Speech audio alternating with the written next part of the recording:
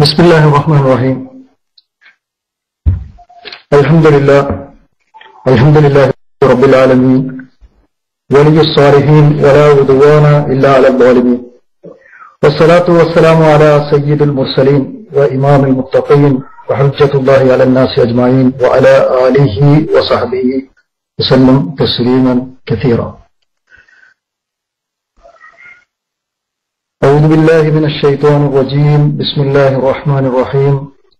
يا أيها الذين آمنوا اتقوا الله حق تقاته ولا تموتن إلا وأنتم مسلمون. സ്നേഹമുള്ള സഹോദരന്മാരെ, സഹോദരികളെ, ഇസ്ലാഹി ക്ലാസ് റൂമിലെ അംഗങ്ങളെ, അസ്സലാമു അലൈക്കും വറഹ്മത്തുള്ളാഹി.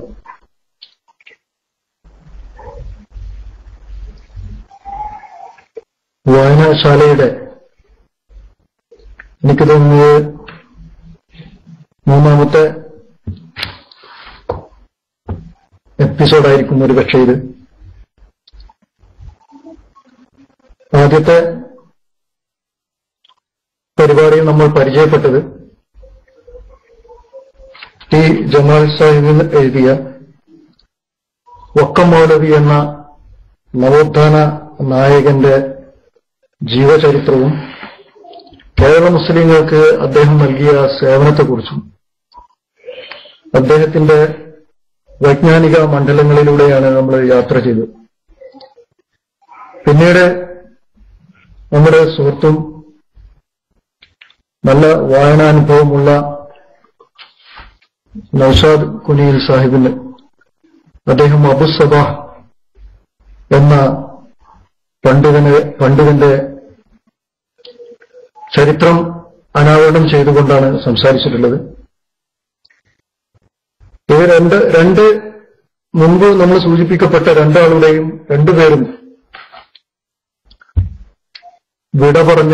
നമ്മളോട് വിട പറഞ്ഞ മഹൽ വ്യക്തിത്വങ്ങളാണ്.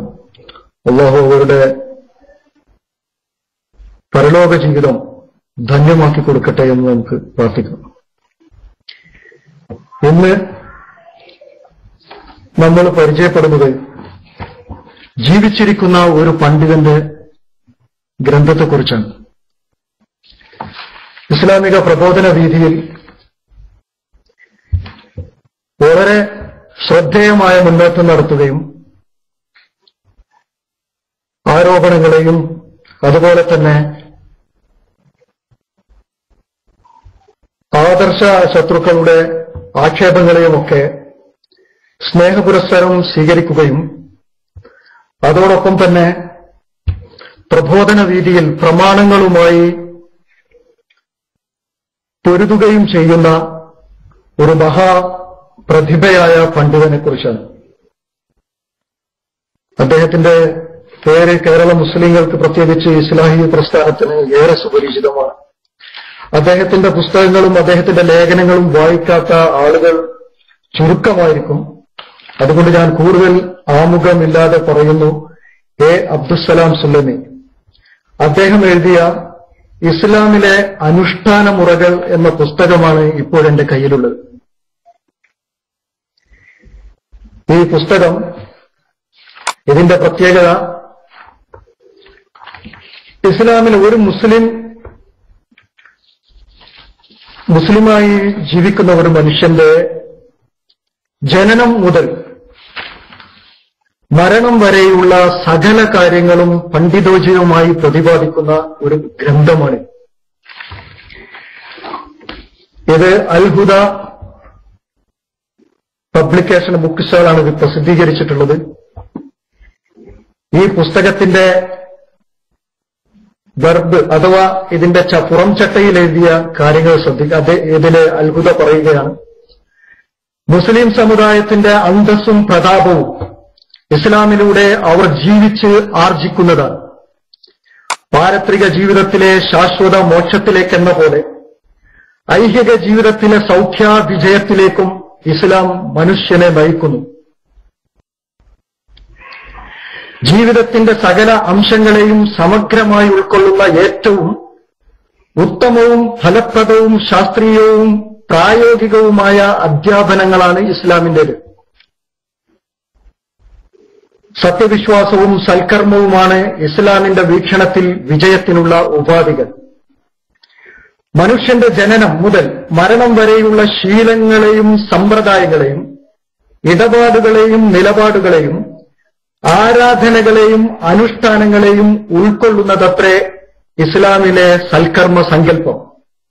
ഇത്തരം എല്ലാ വിഷയങ്ങളെയും വിശുദ്ധ ഖുർആന്റെയും കുറ്റമറ്റ ഹദീസുകളുടെയും ആധാരങ്ങളിൽ നിന്നുകൊണ്ട് സരളമായി പ്രതിപാദിക്കുന്നതാണ് ഗവേഷണാത്മകമായ പല ലേഖനങ്ങളും രചനകളും വഴി മുസ്ലിം കേരളത്തിന് സുപരിചിതനായ ജനാബ് അബ്ദുസ്സലാം സുല്ലമിയുടെ ഈ അപൂർവ ഗ്രന്ഥം. ഇത് അക്ഷരാർത്ഥത്തിൽ അന്വർത്ഥമാക്കുന്ന വാക്കുകളാണ് എന്ന് ഈ പുസ്തകം മറിച്ചു നോക്കുന്ന ആളുകൾക്ക് വ്യക്തമായി മനസ്സിലാവും. 10 ഭാഗങ്ങളാക്കി തിരിച്ചുകൊണ്ടാണ് അദ്ദേഹം ഏകദേശം 646 പേജുള്ള ഈ ഗ്രന്ഥം രചിച്ചിട്ടുള്ളത്. ഇവിടെ നമ്മൾ മനസ്സിലാക്കേണ്ടത് ഇസ്ലാമിക പ്രസിദ്ധീകരണ രംഗത്ത് ഇത്തരത്തിലുള്ള ഒട്ടേറെ സംരംഭങ്ങൾ ഇപ്പോൾ ഉണ്ടായിട്ടുണ്ട് എങ്കിലും വർഷങ്ങൾക്ക് മുമ്പ് വ്യക്തിഗത ഗ്രന്ഥരചനയിൽ ഇത്രത്തോളം ഗഹനമായ ഒരു പുസ്തകത്തെ പരിചയപ്പെടാൻ സാധിക്കുമോ എന്നുള്ളത് സംശയമാണ്.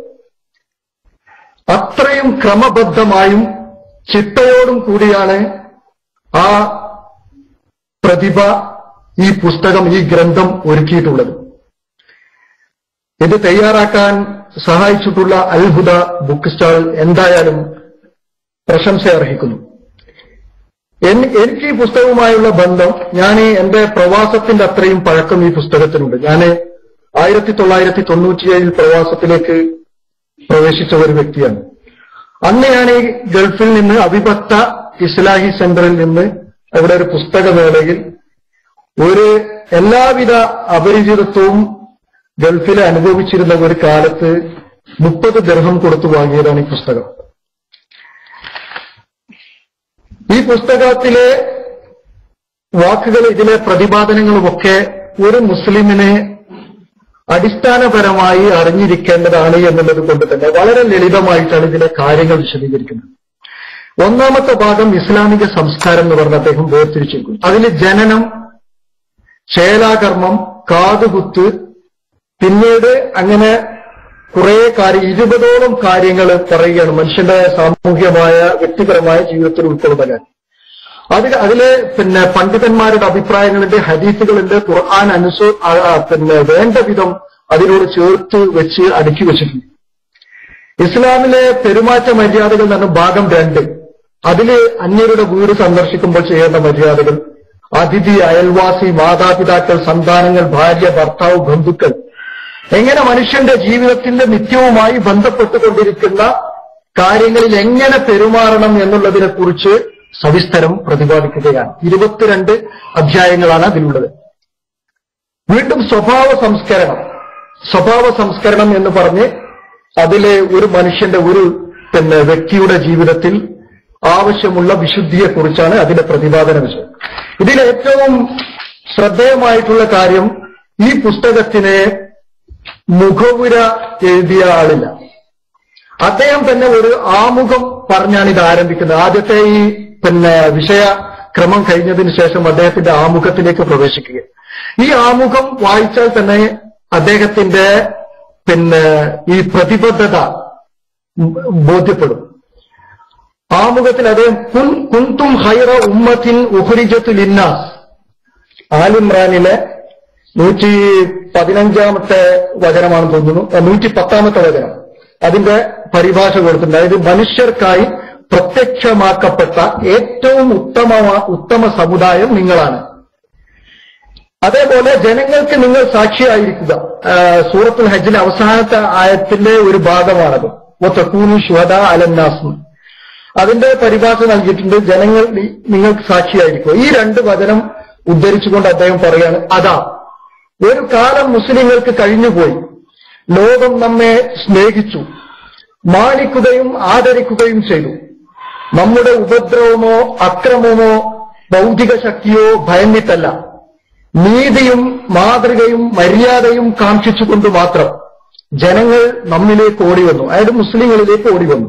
നമ്മെ വിളിച്ചു വരുത്തി, പോകരുതെന്ന് പറഞ്ഞ് നമ്മളെ വിളിച്ചു വരുത്തി. കാരണം ചോദ്യചിഹ്നം വളരെ വ്യക്തം.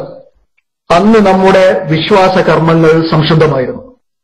അപ്പോ ഇസ്ലാമിന്റെ സുവർണ കാലഘട്ടം എന്ന് പറയുന്ന പൂർവ്വകാല പ്രതാപത്തെക്കുറിച്ച് ഇത് വായനക്കാരനെ ഓർമ്മിപ്പിച്ചുകൊണ്ടാണ് ഈ പുസ്തകത്തിന്റെ ആമുഖം ആരംഭിക്കുന്നത്. എന്നിട്ട് അദ്ദേഹം തുടങ്ങുകയാണ്, അന്ന് യർമൂക്കിലെയും നാദീനിലെയും പോർക്കളങ്ങളിൽ ബൈസന്റീൻ റോമ സാമ്രാജ്യസേന മുസ്ലിങ്ങളോട് പടപൊരുതുമ്പോൾ സിറിയ നിവാസികൾ അവർക്ക് സ്നേഹ സന്ദേശങ്ങൾ അയച്ചുകൊണ്ടിരിക്കുകയായിരുന്നു. ബസ്ര പട്ടണം അതിന്റെ കവാടം മുസ്ലിങ്ങൾക്ക് തുറന്നുകൊടുത്തു. ഹിംസ് നിവാസികൾ അവർക്ക് പല ഒത്താശകളും ചെയ്തു കൊടുത്തു. ട്രിപ്പോളി അഥവാ ത്വറാബൽസ് അവരെ സ്വീകരിക്കാൻ അവസരം പാർത്തുകൊണ്ടിരിക്കുകയായിരുന്നു. സൂർ പട്ടണം അതിന്റെ കോട്ടയിൽ കാവൽക്കാർ വേണ്ടതില്ലെന്ന് വെച്ചു. മുസ്ലിങ്ങൾ ഈജിപ്തിന്റെ ഭാഗത്തേക്ക് നീങ്ങിയപ്പോൾ അവരെ സ്വാഗതം ചെയ്തത് ക്രിസ്ത്യാനികളായിരുന്നു. അവർ അവിടെ പ്രവേശിച്ചപ്പോൾ യാതൊരു മാർഗ തടസ്സവും അവർക്ക് നേരിട്ടില്ല. ഭക്ഷണത്തിനും മറ്റു സാമഗ്രികൾക്കും അവർ ക്ലേശിക്കേണ്ടി വന്നില്ല. ഇതെല്ലാം അവരുടെ പഴയ ചരിത്രങ്ങളാണ്.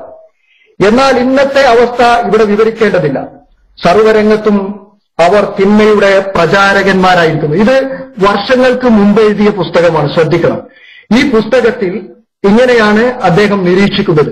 ഈ നിരീക്ഷണത്തിൽ ഒരു ചെറിയ അപാകത പോലും ഇല്ല എന്നുള്ളത് വർത്തമാനകാല സംഭവങ്ങളെ വായിക്കുന്നവർക്ക് വളരെ വ്യക്തമാവും. എന്നിട്ട് അദ്ദേഹം തുടർന്ന് പറയുന്നു, വികൃതവും വിരൂപവുമായ ചിത്രമാണ് അവരെ സംബന്ധിച്ച് ഇതരരുടെ മനസ്സിലുള്ളത്. ഈ ചിത്രം അവരുടെ മനസ്സുകളിൽ വരച്ചത് മുസ്ലിങ്ങൾ തന്നെയാണ്. ആരെയും കുറ്റം പറയേണ്ടെന്നർത്ഥം. നിശ്ചയം വിശ്വസിക്കുകയും സൽക്കർമ്മങ്ങൾ പ്രവർത്തിക്കുകയും ചെയ്തിട്ടുള്ളവരാകട്ടെ അവർക്ക് പരമകാരുണികൻ ശത്രുക്കളുടെ മനസ്സിൽ സ്നേഹം ഏർപ്പെടുത്തി കൊടുക്കുന്നതാണ് എന്ന ആയത്ത് ഉദ്ധരിച്ചിട്ടുണ്ട്. എന്നിട്ട് അള്ളാഹുവിന്റെ ഈ വാഗ്ദാനം അവർ ശരിക്കും നിറവേറ്റുകയുണ്ടായി.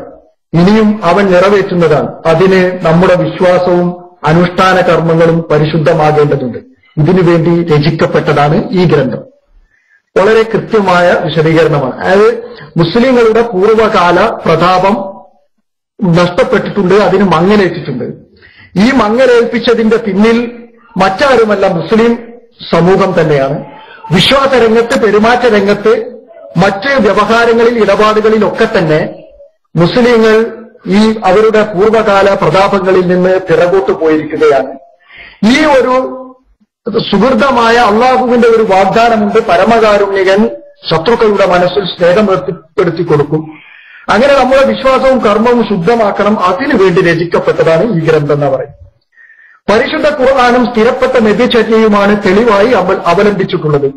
മുസ്ലിം പണ്ഡിതന്മാരുടെ പ്രസ്താവനകൾ വിജ്ഞാനത്തിൽ വിശാലത ലഭിക്കുവാൻ ഉദ്ധരിച്ചതാണ്. ഗ്രന്ഥകാരന്റെ അഭിപ്രായങ്ങളുമായി യോജിക്കുന്നവയും യോജിക്കാത്തവയും അവയിലുണ്ട്.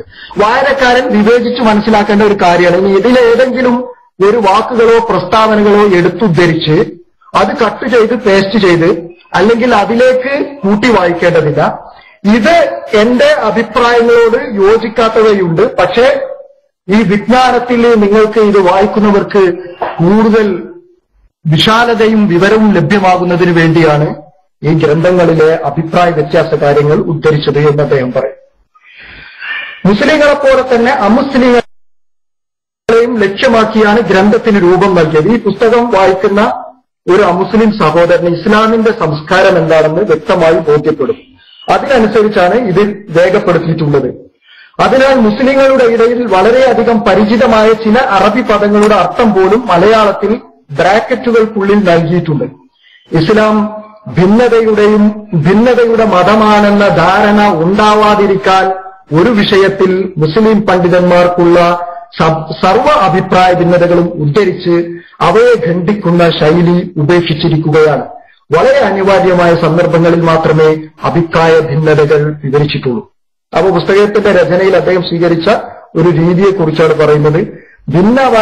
ഇസ്ലാം എന്ന് പറഞ്ഞാൽ ഒരു പിളർപ്പും ഭിന്നതയും പരസ്പരം ഒരു ഏകീകൃതമായ അഭിപ്രായമില്ലാത്ത കുറെ ആളുകളുടെ ഉദ്ധരണികൾ അങ്ങനെയുള്ള ഒരു സമീപനമാണുള്ളത് എന്ന് തെറ്റിദ്ധരിക്കാതിരിക്കാൻ വേണ്ടിയിട്ട് വളരെ സൂക്ഷിച്ചു വേണ്ടി മാത്രമേ അത്തരം കാര്യങ്ങളിൽ കൈവച്ചിട്ടുള്ളൂ എന്ന് അദ്ദേഹം പറയുന്നു. മുസ്ലിം സമുദായത്തിന്റെ ഇടയിൽ വിഭാഗീയ ചിന്താഗതി വളരെയധികം വർദ്ധിച്ചു വരുന്ന ഒരു സന്ദർഭത്തിലാണ് ഈ ഗ്രന്ഥത്തിന്റെ രചന. സൂര്യൻ ആകാശമധ്യത്തിൽ തീ തുപ്പുന്ന സമയത്ത് ഇപ്പോൾ പകലാണെന്ന് ഒരു പണ്ഡിതൻ പറഞ്ഞാൽ അല്ല, ഇപ്പോൾ രാത്രിയാണെന്ന് സമർത്ഥിക്കുവാൻ മാത്രം വിഭാഗീയത ശക്തിപ്പെട്ടിരിക്കുന്നു. അതിനാൽ അനാരോഗ്യകരമായ വിമർശനങ്ങളെ വായനക്കാർ അവഗണിക്കുക.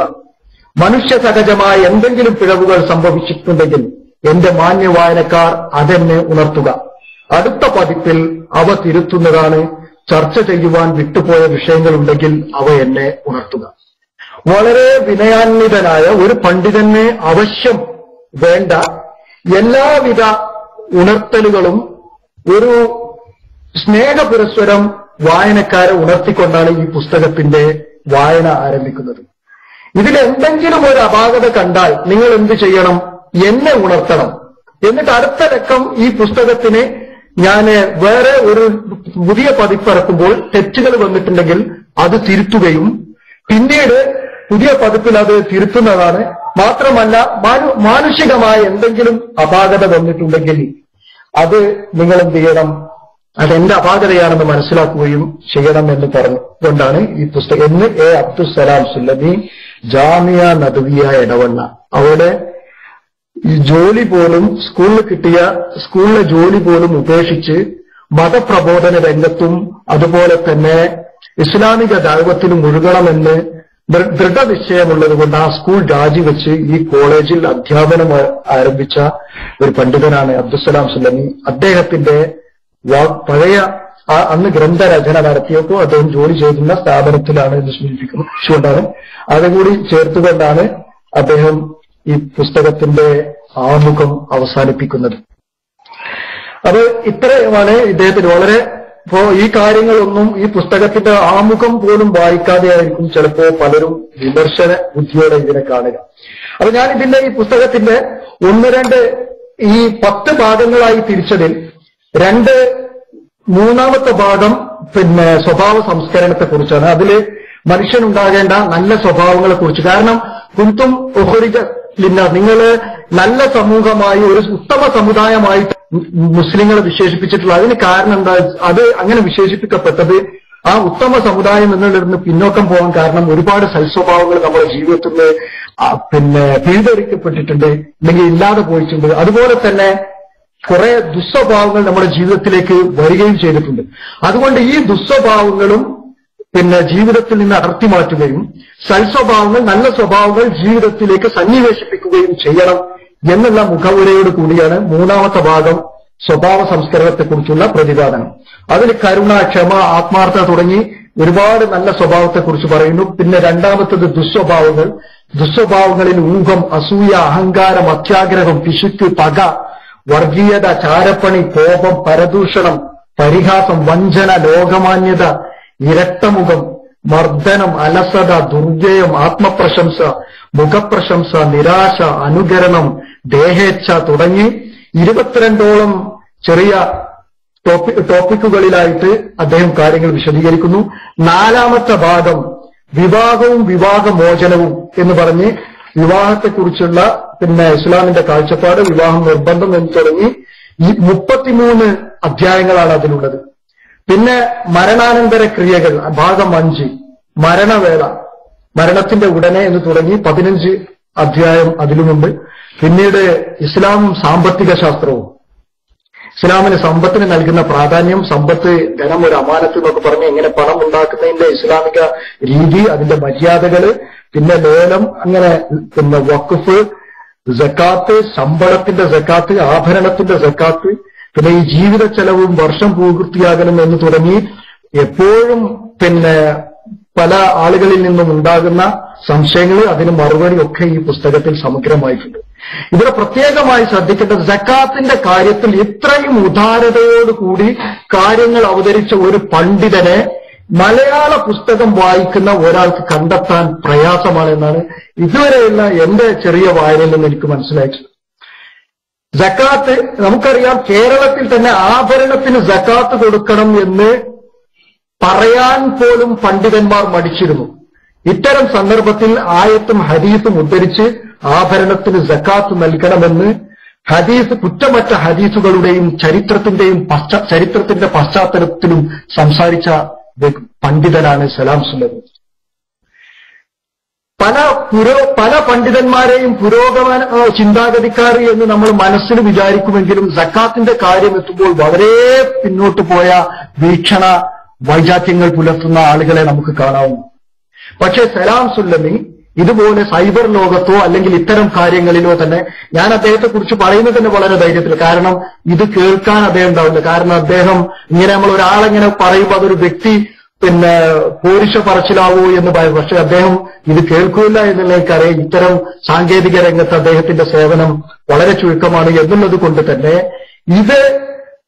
ഈ കാര്യങ്ങൾ ഇത്തരം സക്കാത്തിന്റെ കാര്യത്തിൽ വളരെ വെട്ടിത്തുറന്ന് കാര്യങ്ങൾ പറയുകയും വിശദീകരിക്കുകയും ചെയ്യുന്ന പണ്ഡിതന്മാർ അപൂർവമാണ് നമ്മുടെ കേരളത്തിന്, അല്ലെങ്കിൽ ഇസ്ലാമിലെ യഥാർത്ഥ പ്രവാചകരുടെ കാലത്ത്, അതുപോലെ തന്നെ ഉമർ ബിൻ അബ്ദുൽ അസീസ് റളിയല്ലാഹു അൻഹുവിന്റെ കാലത്തൊക്കെ ഉണ്ടായിട്ടുള്ള ആ ഉദാരമായ സക്കാത്തിന്റെ ശാസ്ത്രീയവും ഇസ്ലാമിക പ്രമാണബദ്ധവുമായ വിതരണവും ശേഖരണവും ഒക്കെ നടന്നിട്ടുള്ളത് ഒരു സുന്ദരമായ ഒരു കാലഘട്ടത്തിൽ ആ കാലഘട്ടം തിരിച്ചു വരണമെങ്കിൽ സക്കാത്തിനെ കുറിച്ച് ഇപ്പോഴും പണ്ഡിതന്മാർക്കിടയിൽ മുട്ടി നിൽക്കുന്ന ചില സംശയങ്ങൾക്ക് അറുതി വരേണ്ടിയിരിക്കുന്നു. സലാം സുല്ലമി ഈ പുസ്തകത്തിൽ അന്ന് തന്നെ വളരെ വർഷങ്ങൾക്ക് മുമ്പ് തന്നെ ഇക്കാര്യങ്ങൾ വളരെ വ്യക്തമായി സൂചിപ്പിച്ചിട്ടുണ്ട്. അതുകൊണ്ട് ഈ പുസ്തകത്തിന്റെ 6ാമത്തെ ഭാഗം ഇസ്ലാമും സാമ്പത്തിക ശാസ്ത്രവും എന്നാണ് അദ്ദേഹം അതിന് പേര് നൽകിയിട്ടുള്ളത്. അത് നിങ്ങൾ വായിക്കണം. പലരും കൈവെക്കാൻ മടിക്കുന്ന വിഷയങ്ങളൊക്കെ അദ്ദേഹം വളരെ സുന്ദരമായി വായനക്കാർക്ക് ഈ ഗ്രന്ഥത്തിലൂടെ എത്തിക്കുകയാണ്. അടുത്തതും അതുപോലെ തന്നെ സങ്കീർണമായ മറ്റൊന്നാണ് അനന്തരാവകാശ നിയമങ്ങളും വസീയത്തും. പലപ്പോഴും ഇസ്ലാമിനെ പ്രതിക്കൂട്ടിൽ നിർത്തുന്ന ഒരു വിഷയത്തെക്കുറിച്ച് അദ്ദേഹത്തിന്റെ വിശദീകരണങ്ങൾ നിങ്ങൾ വായിക്കണം. അതുപോലെ തന്നെ KP മുഹമ്മദ് മൗലവി ഇതിനു മുമ്പ് അദ്ദേഹം ഇത് അനന്തരാവകാശത്തെക്കുറിച്ച് ഒരു പുസ്തകം എഴുതിയിട്ടുണ്ട്. ഇതും വെച്ച് താരതമ്യം ചെയ്ത് വായിക്കുന്നത് വായനക്കാർക്ക് കൂടുതൽ വിജ്ഞാനത്തിന്റെ വിശാലതയ്ക്ക് താങ്ങാവും. 8ാമത്തത് നോമ്പ് എന്ന് പറഞ്ഞ് നോമ്പിനെ കുറിച്ചുള്ള വിധിവിലക്കുകൾ, ഇത്തിക്കാഫ്, ലൈലത്തുൽ ഖദർ എന്ന് പറഞ്ഞ 6 അധ്യായങ്ങളായി അദ്ദേഹം നൽകുന്നു. പിന്നെ ഹജ്ജും ഉംറയും ഖുർആൻ സുന്നത്തും ഉദ്ധരിക്കുന്ന, എനിക്ക് തോന്നുന്നത് ഇതൊക്കെ അദ്ദേഹം മക്കയിലൊക്കെ വരുന്നതിന് മുമ്പ് മക്കയിൽ ഹജ്ജ് നിർവഹിക്കാൻ എത്തിയ ഒരാൾക്ക് സാധിക്കാത്തത്ര രീതിയിൽ ഹജ്ജിന്റെ കർമ്മങ്ങൾ വിശദീകരിക്കുന്നത് നമുക്ക് കാണാം. ഒരു നിലക്കുള്ള വിധത്തിന്റെ ഒരു അംശം പോലും പറ്റാത്ത ഒരു മുവഹിദിന് ഹജ്ജും ഉംറയും നിർവഹിക്കണമെങ്കിൽ ഈ പുസ്തകം ഒരാവർത്തി വായിക്കുന്നത് നല്ലതാണ്.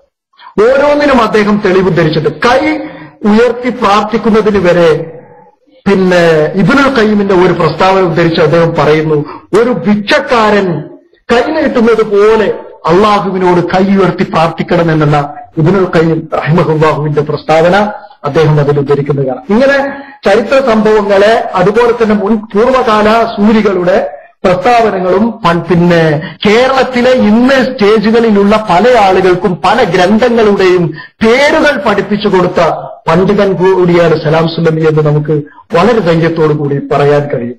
ഇന്ന് പല തട്ടുകളിലായി അംഗം വെട്ടുന്ന ആളുകളൊക്കെ ഇദ്ദേഹത്തിന്റെ വൈജ്ഞാനികമായ മാധുര്യം അനുഭവിച്ച് പ്രബോധന മണ്ഡലങ്ങളിൽ അല്ലെങ്കിൽ അവരുടെ തട്ടകത്തിൽ ചേക്കേറിയവരാണ്.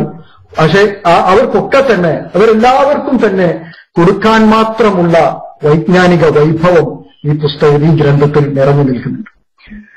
പിന്നെ അവസാന ഭാഗം നമസ്കാരത്തെക്കുറിച്ചാണ്. നമസ്കാരത്തിന്റെ ശുദ്ധീകരണവുമായി ബന്ധപ്പെട്ടുകൊണ്ടുള്ള, നമുക്ക് തോന്നും ഇതൊക്കെ ഫിഖ് മസ്അലകളാണ് ഇദ്ദേഹത്തിന്റെ ഈ പുസ്തകം എന്ന് വിചാരിച്ചു. സലാം സുല്ലമി എന്ന് പറഞ്ഞ അദ്ദേഹം കർമ്മശാസ്ത്ര മണ്ഡലങ്ങളിൽ മാത്രമാണ് പ്രതിപാദിക്കുന്നത് എന്നുള്ള ഒരു മുൻധാരണ പലർക്കും ഉണ്ടാകും. പക്ഷേ അദ്ദേഹത്തിന്റെ രചനകളും അദ്ദേഹത്തിന്റെ ഹുതുബകളിലെ പ്രതിപാദനങ്ങളും അതൊക്കെ നമ്മൾ കാതോർക്കുകയാണെങ്കിൽ ഇസ്ലാം ഒരു പ്രകൃതി മതമാണ് എന്നുള്ളതിനെ മനസ്സിലാക്കാൻ വേറെ ഒരു അന്വേഷണത്തിന്റെ ആവശ്യമുണ്ടാവുകയില്ല. മലയാളത്തിൽ ഇത്ര ഗഹനമായി ഈ വിഷയത്തിൽ അടുക്കും ചിട്ടയോടുകൂടി പുസ്തകം എഴുതിയ മറ്റൊരു പണ്ഡിതനെ ചൂണ്ടിക്കാണിക്കാൻ സാധിക്കുമോ എന്നുള്ളതിനെ കുറിച്ച് നമുക്ക് സംശയമാണ്. അതുകൊണ്ട് തന്നെ ഈ പുസ്തകം നമുക്ക് ഒരു ലളിതമായ പ്രതിപാദന രീതി നമുക്കിതിൽ കാണാം. ഇതില് വളരെ മറ്റൊരു ഞാൻ ഈ അദ്ദേഹത്തിന്റെ പുസ്തകത്തില് ഒരു ലളിതമായ ഒരു പ്രതിപാദനത്തെ കുറിച്ചാണ് ഞാൻ സൂചിപ്പിച്ചത്. നാമകരണം, പ്രസവ ദിവസം കുട്ടികൾക്ക് പേരിടുന്നതിനെ കുറിച്ചുള്ള അദ്ദേഹത്തിന്റെ പ്രസ്താവന.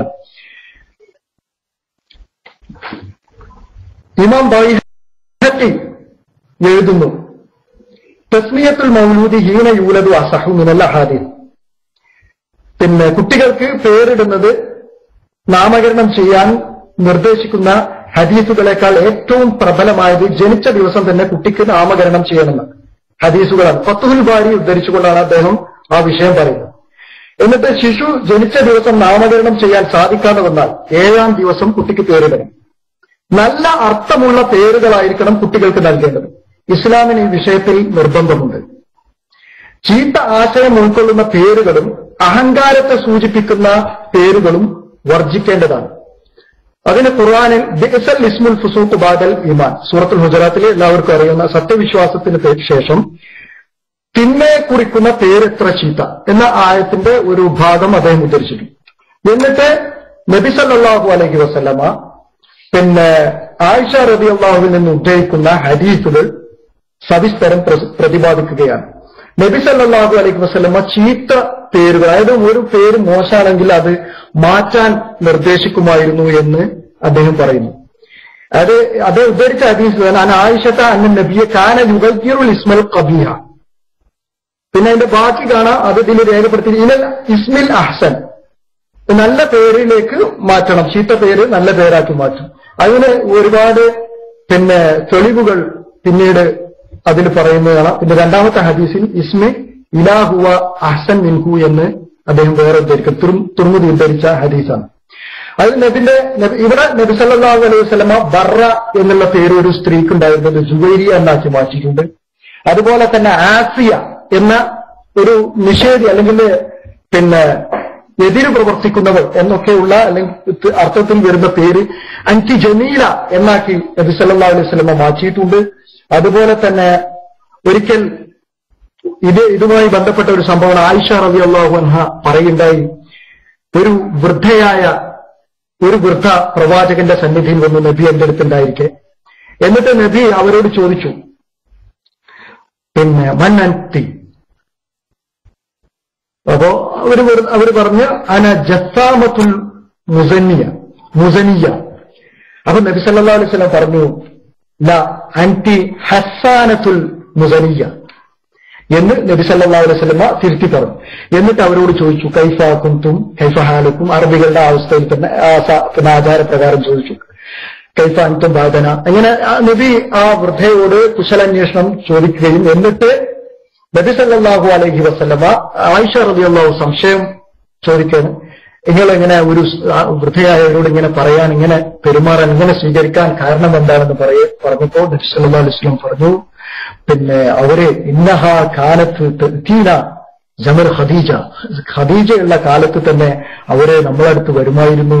വൈന ഹസ്നുൽ അഹദി മിനൽ ഈമാൻ, വിശ്വാസമായിട്ട് വളരെ ബന്ധം പുലർത്തുകയും ചെയ്തിരുന്ന ഒരു മഹദിയാണ് എന്ന് പറയുകയും ചെയ്തു എന്ന് ഈ സംഭവത്തോട് അനുബന്ധിച്ച് നമുക്ക് കാണാവുന്ന. അങ്ങനെ ലളിതമായ കാര്യം മുതൽ വലിയ വലിയ കാര്യങ്ങളെക്കുറിച്ച് ഇതിലെ ഗഹനമായ പഠനം, ഇസ്ലാമിക പഠനം ഈ പുസ്തകത്തിന്റെ പ്രത്യേകതയാണ് എന്നാണ്. വേറെ ഇനി പ്രവാസികളുമായി ബന്ധപ്പെട്ട ഒരു കാര്യത്തെ കൂടി സൂചിപ്പിച്ച് ഞാൻ ഈ പുസ്തകത്തെ പരിചയപ്പെടുന്ന അവസാനിക്കും. വീട് നിർമ്മാണം എന്ന് പറഞ്ഞ് 19ാമത്തെ ഒരു ടോപ്പിക്കിൽ അദ്ദേഹം പറയുന്നുണ്ട്.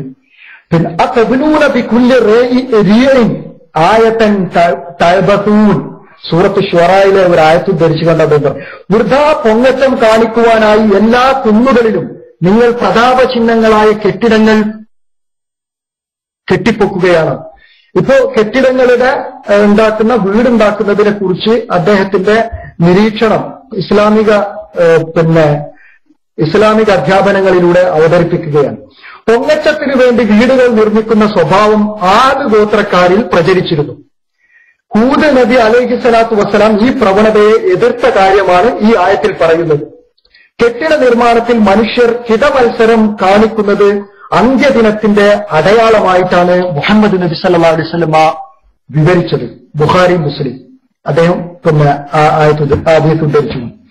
ഒരിക്കൽ ഉയർന്ന കെട്ടിടങ്ങൾ കണ്ടപ്പോൾ പ്രവാചകൻ പ്രസ്താവിച്ചു, കുഴപ്പത്തെ ഇവയുടെ ഇടയിലൂടെ ഞാൻ ദർശിക്കുന്നു. ഒരുപാട് വലിയൊരു കെട്ടിടം കണ്ടപ്പോൾ ഇതിന്റെ പ്രസ്താവന ചെറിയ മുസ്ലിം ഉദ്ധരിച്ച ഹദീസാണ്.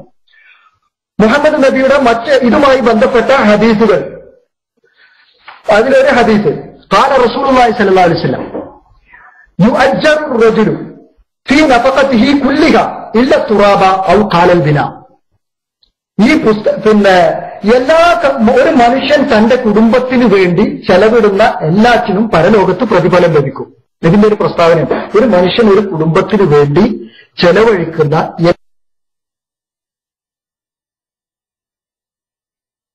എല്ലാ കാര്യവും ചെയ്യുന്നത് തുർമുദി ഉദ്ധരിച്ചു എന്നാണ് സലാം സുല്ലം ഇതിൽ പറയുന്നത്.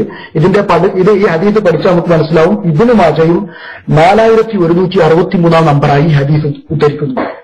ഈ ഹദീസിന്റെ ന്യൂനതകളെ കുറിച്ച് വലിയ അഭിപ്രായ വ്യത്യാസമൊന്നും ആരും പറഞ്ഞിട്ടില്ലെങ്കിലും ഈ ഹദീസുകളെ ഷെയ്ഖുൽ അൽബാനി വരെ സഹിയാക്കിയിട്ടുണ്ട് എന്ന് നമുക്ക് ഇതിനെക്കുറിച്ച് കൂടുതൽ വായിക്കുമ്പോൾ മനസ്സിലാവും. ഇതിലെ വീണ്ടും ഈ വിഷയവുമായി വന്ന് ഇദാ അറാദല്ലാഹു ബി അബ്ദിൻ ശർറൻ ഖദിറ ലഹു ഫിൽ ലബ്നി വത്തീനി ഹത്താ യബ്നിയ. തൊബ്രാനി ഉദ്ധരിച്ച ഹദീസാണ്. നബി സല്ലല്ലാഹു അലൈഹി വസല്ലം ഒരു മനുഷ്യന് അള്ളാഹു തിന്മ വരാൻ ഉദ്ദേശിച്ചാൽ വീട് നിർമ്മാണത്തിന് അവർ താല്പര്യമുണ്ടാക്കും. ഇത് വല്ലാത്തൊരു ഹദീസാണ്. നമ്മളെ പിടിച്ചുലക്കുന്ന ഒരു ഹദീസ്.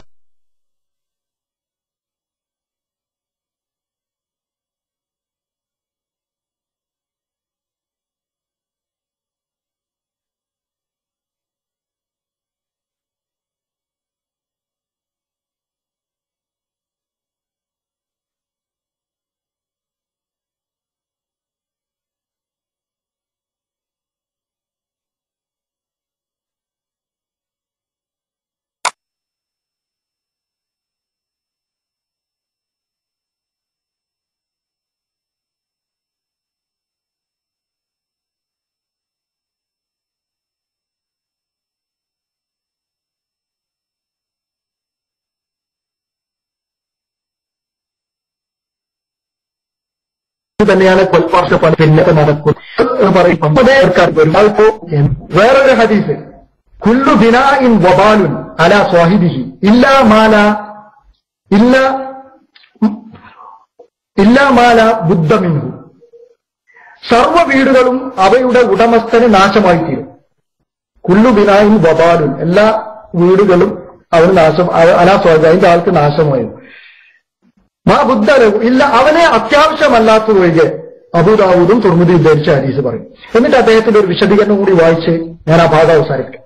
അത്യാവശ്യമായ വീട് ഒരാൾ നിർമ്മിക്കുന്ന സന്ദർഭത്തിൽ യാതൊരു അനുഷ്ഠാന കർമ്മവും ഇസ്ലാം നിർദ്ദേശിക്കുന്നില്ല. പ്രത്യേകമായ ചിലത് ശ്രദ്ധിക്കാനുണ്ട്. അത് നമുക്ക് അജ്ഞാതമാണ്. ജ്യോത്സ്യന്മാർക്കും ആശാരിമാർക്കും സിദ്ധന്മാർക്കും തങ്ങന്മാർക്കും മറ്റുമാണ് അതറിയുക. അതായത് നമുക്കൊന്നും അറിയില്ല. ഇതൊക്കെ അറിയുന്ന ആൾക്കാരാരാണ്? ആശാരിമാര്, സിദ്ധന്മാര്, തങ്ങന്മാര്, ഇവർക്കാണ്.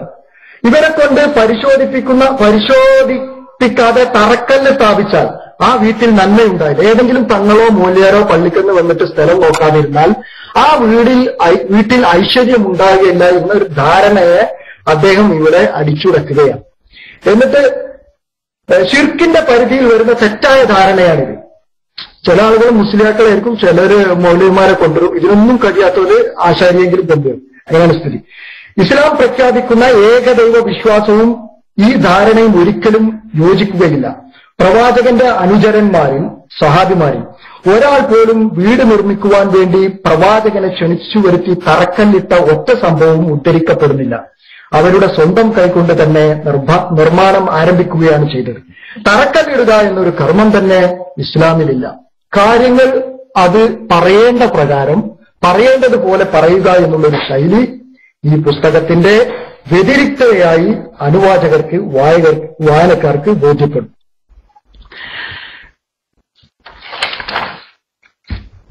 അതേ പ്രകാരം തന്നെ ഈ വീടുമായി ബന്ധപ്പെട്ടുള്ള മറ്റു കാര്യങ്ങളിൽ, എന്നാൽ ഗൃഹപ്രവേശം ഒരു വീട് ഒരാൾ ഉണ്ടാക്കി ആ ആളുകൾക്ക് സദ്യ കൊടുക്കുന്നതിന്, ഭക്ഷണം കൊടുക്കുന്നതിന് എതിരില്ല എന്നും ഒരു പ്രവാചകനെ കുറിച്ച് മലക്കുകൾ പറയുന്ന ഒരു സംഭവം ഉദ്ധരിച്ചുകൊണ്ട് അദ്ദേഹം സമർത്ഥിക്കും. ചുരുക്കത്തിൽ ഞാൻ അവസാനിപ്പിക്കുകയാണ്. ഈ പുസ്തകം, ഈ ഗ്രന്ഥം എന്നിതിനെ കുറിച്ച് തീർച്ചയായും പറയാം. ഇസ്ലാമിലെ നമ്മുടെ വലിയ ഗ്രന്ഥങ്ങളൊക്കെ ഇറങ്ങുന്നതിന് മുമ്പ് ഇസ്ലാം വാല്യം പോലെയുള്ള ബൃഹത് ഗ്രന്ഥശേഖരം ഒരുപാട് ആളുകളുടെ പ്രയത്നത്തിൽ പുറത്തിറങ്ങിയ ആ മഹത് ഗ്രന്ഥങ്ങൾക്ക് എത്രയോ മുമ്പ് ഒരാൾ ഒറ്റക്കിരുന്ന് രചിച്ച ഈ പുസ്തകത്തിന്റെ ഗഹനതയും ഗാംഭീര്യവും വിജ്ഞാനത്തിന്റെ പ്രതലവും അതുപോലെ തന്നെ പ്രവിശാലതയും ഒക്കെ ബോധ്യപ്പെടാൻ ഇത് ഒന്ന് അടുത്തറിയുക തന്നെ വേണം. ഇതിന് അദ്ദേഹം ചെലവഴിച്ച, ഇന്നിപ്പോ ഒരു പുസ്തകം രചിക്കുക എന്ന് പറഞ്ഞാൽ നമുക്കറിയാം, ഒരു വിഷയത്തിൽ വേണ്ട അഹാദീസുകൾ നമുക്ക് കിട്ടണമെങ്കിൽ ഏതെങ്കിലും ഒരു വെബ്സൈറ്റ് സെർച്ച് ടൂൾ ഉപയോഗിച്ച് നമുക്കത് കണ്ടെത്താവുന്നതാണ്. ഒരു പുസ്തകത്തിന് അനുയോജ്യമായ എല്ലാം വിരലുകളിൽ നിന്ന് ലഭ്യമാണ്. പക്ഷെ നോക്കൂ നിങ്ങൾ, ഇതിൽ വർഷങ്ങൾക്ക് മുമ്പ് ഒരു മനുഷ്യൻ ഒറ്റക്കിരുന്ന് ഹദീസുകളും അതുപോലെ തന്നെ ഗ്രന്ഥങ്ങളും പരതി ഉറക്കൊഴിച്ച് ചെലവഴിച്ച് രൂപപ്പെടുത്തിയ ഒരു ഗ്രന്ഥമാണ് ഈ പുസ്തകം. മാനുഷികമായ എന്തൊക്കെ അപാകതകൾ ഇതിലുണ്ടെങ്കിലും ശരി, ഇതൊരു മുസ്ലിമിന് കൈത്തിരിയും മാർഗദീപവുമാണ്, വൈജ്ഞാനിക സഹായവുമാണ് എന്നുള്ളതിൽ ഒരു മലയാളിയായ ഒരു മലയാളി വായനക്കാർക്ക് ഇത് ഏറ്റവും അനുയോജ്യമായ ഒരു ഇസ്ലാമിക ഗ്രന്ഥമാണ്. അദ്ദേഹം എല്ലാ രംഗത്തും രചന നടത്തിയിട്ടുണ്ട്. വാദികൾക്കും അതുപോലെ തന്നെ അത്തരം ആശയങ്ങൾ പ്രചരിപ്പിക്കുന്നവർക്ക്, അതുപോലെ തന്നെ പ്രവാചകന് ശേഷം വേറെ പ്രവാചകരുണ്ട്, വ്യാജ പ്രവാചകരുണ്ട് എന്ന് വാദിക്കുന്ന വ്യാജവാദികൾക്ക്, അതുപോലെ ആദർശ ശത്രുക്കൾക്ക്, തൗഹീദിന് വേണ്ടി അദ്ദേഹം എഴുതിയ ഒരുപാട് ഗ്രന്ഥങ്ങൾ, അദ്ദേഹം കൈവക്കാത്ത മേഖലകൾ ഇസ്ലാമിക രംഗത്തില്ല. അതിലൊരു വേറിട്ട ഗ്രന്ഥമായി തീർച്ചയായും നമുക്കിതിനെ കാണാൻ കഴിയും. നിങ്ങൾ സാധിക്കുമെങ്കിൽ ഒരു വായനയ്ക്ക് വേണ്ടി, വിശദമായ ഒരു വായനയ്ക്ക് വേണ്ടി ഈ പുസ്തകം കൈയകലത്തിലെത്തിക്കാൻ ശ്രമിക്കണം. ഇനിയും അള്ളാഹുവെ, ഇസ്ലാമിക പ്രബോധന രംഗത്ത് ഊർജ്ജസ്വലമായി ശോഭിക്കുവാൻ നാഥ നമ്മുടെ പണ്ഡിതന്മാർക്ക് നീ ആരോഗ്യവും ആയുസ്സും പ്രദാനം ചെയ്യണമേ നാഥ. പണ്ടത്തെക്കാളേറെ, ഇതിന്റെ ആമുഖത്തിൽ പറഞ്ഞതുപോലെ അതിലേറെ ഇരുട്ടുകളും അതുപോലെ തന്നെ ആദർശ ശത്രുക്കളും ദിനേന ഇസ്ലാമിനും മുസ്ലിങ്ങൾക്കും ഒക്കെ പല രൂപത്തിലായി പ്രത്യക്ഷപ്പെട്ടുകൊണ്ടിരിക്കുന്ന ഈ സന്ദർഭത്തിൽ മുവഹിദുകളായ ആളുകൾക്ക്, പണ്ഡിതന്മാർക്ക് കൂടുതൽ സൂര്യ തേജസ്സോടുകൂടി പ്രബോധന മണ്ഡലങ്ങളിൽ പ്രകാശിക്കുവാൻ കഴിയട്ടെ. അള്ളാഹു അതിനെ അനുഗ്രഹിക്കുമാറാകട്ടെ. വായന ജീവിതത്തിന്റെ വായിച്ചും അതുപോലെ തന്നെ കാര്യങ്ങൾ വിവേചിച്ചും താരതമ്യം ചെയ്തും പ്രമാണബദ്ധമായും മനസ്സിലാക്കുവാനുള്ള ശേഷി മുസ്ലിങ്ങൾക്ക് അഥവാ മുവഹിദുകൾക്ക് അള്ളാഹു പ്രദാനം ചെയ്യുമാറാകട്ടെ. ഞാൻ അവസാനിപ്പിക്കുകയാണ്. ഈ സംസാരത്തിൽ എന്തെങ്കിലും അപാകതകൾ വന്നു പോയിട്ടുണ്ടെങ്കിൽ അള്ളാഹുവെ പുറത്ത് മാപ്പാക്കി തരണമേ നാഥ. എല്ലാ വിശ്വാസികളെയും അള്ളാഹുവെ നീ സ്വർഗത്തിൽ പ്രവേശിപ്പിക്കണമേ. രോഗം കൊണ്ട്, കടബാധ്യത കൊണ്ട്, ജോലിയിലെ പ്രയാസം കൊണ്ട് കഷ്ടപ്പെടുന്നവരെ അള്ളാഹുവെ ഇവരുടെ കഷ്ടപ്പാടുകൾ നീക്കി നീ ഇവർക്ക് ആരോഗ്യവും അതുപോലെ തന്നെ കൂടുതൽ എല്ലാവിധ കഷ്ടപ്പാടുകളും നീക്കി സുന്ദരമായ ജീവിതം ഇരുലോകത്തും പ്രദാനം ചെയ്യണമേ നാഥ. വാഹിർ ദഅവാന അൽഹംദുലില്ലാഹി റബ്ബിൽ ആലമീൻ. അസ്സലാമു അലൈക്കും വറഹ്മത്തുള്ളാഹി.